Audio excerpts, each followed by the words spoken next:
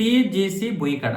TGC బుయికడ అనేది తుర్కియాకి చెందినటువంటి ఒక యుద్ధ నౌక. ఇది 2013లో సముద్రంలో దిగింది. అప్పటి నుంచి అంటే గత 12 సంవత్సరాలుగా సేవలు అందిస్తుంది తుర్కియాకి. ఇది చాలా మంచి కొంచెం సత్తా ఉన్నటువంటి నౌకనే. చాలా సత్తా ఉంది. కొన్ని విన్యాసాల్లో కూడా పాల్గొంది. అక్కడ కూడా తన సత్తా చూపించింది. తన ప్రత్యేకతను చాటుకుంది. ఇది జలాంతర్గాములకి వ్యతిరేకంగా పనిచేసేటటువంటి ఒక నౌక. ఇప్పుడు ఇది పాకిస్తాన్కి సపోర్ట్గా పాకిస్తాన్ని గస్తీ గాయడానికి వచ్చింది.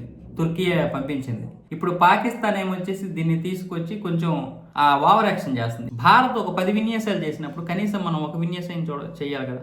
భారత్ 10 నిర్ణయాలు తీసుకుంటున్నప్పుడు పాకిస్తాన్ ఒక నిర్ణయమే తీసుకోవాలి కదా. అంటే మనం ఒక నిర్ణయమే తీసుకోవాలి కదా అనేది పాకిస్తాన్ యొక్క ఆలోచన. ఇప్పుడు తుర్కియా మొన్న అధ్యక్షుడు వచ్చాడు పాకిస్తాన్, ఆయనతో మాట్లాడి మొత్తానికి ఇదైతే తీసుకురావడం జరిగింది. తుర్కియా నుంచి ఇప్పుడు ఈ బుయికడ అయితే వచ్చింది, టీజీసీ బుయికడ. ఇప్పుడు ఇదేమొచ్చేసి గస్తీ కాస్తుంది. ఇది నిజంగా కొంచెం పనితనమైనటువంటి నౌకనే. భారతదేశం విన్యాసాలు చేస్తుంది. త్రిశూల శక్తి నిన్న ప్రదర్శించింది. పైన హెలికాప్టర్, మధ్యలోనేమొచ్చేసి నౌక, కిందన పాతాళంలోనేమొచ్చేసి జలాంతర్గామి. ఇలాంటివి విన్యాసాలు చేస్తున్నప్పుడు కనీసం మనం ఒక పడవైనా చూపించాలి కదా, ఏదో ఒకటి చేయాలి కదా అనే ఉద్దేశంతో తుర్కియా అధ్యక్షుడిని బతిమాలి బ్రామాలి చివరికి కాలు పట్టుకుంటే ఆయన ఏమొచ్చేసి ఇది పంపించాడు, టీజీసీ బుయికడ. ఈ బుయికడ అయితే ఇప్పుడు వచ్చింది పాకిస్తాన్కి సపోర్ట్గా. ఇది రావడం పక్కన పెడితే నిన్నేమొచ్చేసి గాలిలోనే ఒక క్షిపణిని ప్రయోగించింది పాకిస్తాన్. గాలిలోనే ఒక క్షిపణిని ప్రయోగించడం అంటే మన మీద కాదు, విన్యాసం చేసింది. అరే భారత్ ఒక 10 చేస్తున్నప్పుడు మనం ఒకటైనా చేయాలి.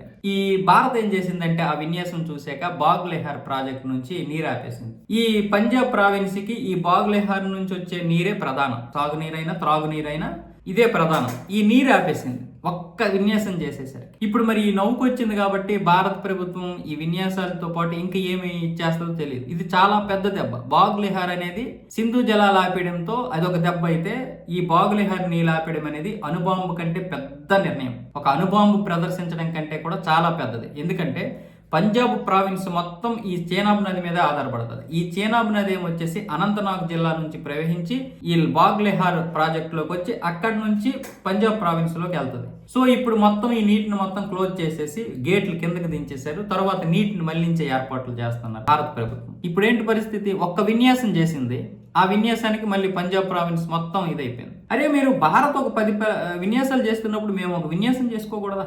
భారత్ ఒక 10 యుద్ధ నౌకలు తిప్పుతున్నప్పుడు మేము ఒక యుద్ధ నౌక తెచ్చుకోకూడదా?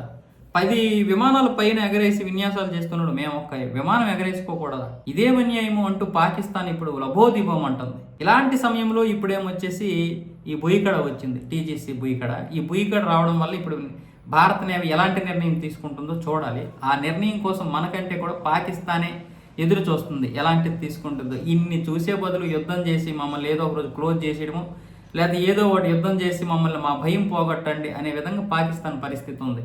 మీరు రాజమౌళి సినిమా చూసి ఉంటారు, విక్రమార్కుడు. ఈ విక్రమార్కుడు సినిమాలో రైల్వే స్టేషన్ దగ్గర 4 ఉంటారు కదా దొంగలు, వాళ్ళని రవితేజ్ కొడుతూ ఉంటే లాస్ట్ సార్ మీరు నన్ను ముందు కొట్టండి సార్ అంటాడు. ఎందుకంటే వాడికి ఎప్పుడు దెబ్బలు తగులుతాయా అని భయంగా చూస్తారు. అలా ఉంది పరిస్థితి ఇప్పుడు పాకిస్తాన్.